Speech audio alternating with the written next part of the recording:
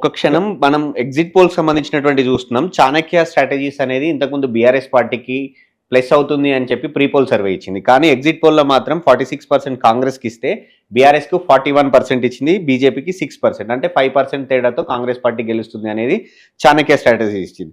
Peoples pulse మాత్రం 48% కాంగ్రెస్కి ఇచ్చింది, బీఆర్ఎస్కు 41% ఇచ్చింది, బీజేపీకి 6% అంటే 7% కాంగ్రెస్కి ప్లస్ ఇచ్చింది. స్మార్ట్ పోల్ ఏమో కాంగ్రెస్కి 48.2% ఇస్తే బీఆర్ఎస్కు 42.1 ఇచ్చింది.